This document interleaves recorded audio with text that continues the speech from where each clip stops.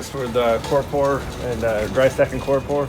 I'll literally get the blocks that we're going to set, bring them to the site, put them on a board, stack them up and measure them so I know exactly what the height is. Where we have the raised portion of footer here, it works out to 30.5 inches is what I need, which I know because I stacked the blocks up and measured it. Just a touch over 30 and a half. So with that information, we knew to set our top of our forms at 30 and a half inches. The next course down, stacked up the number of blocks that we needed.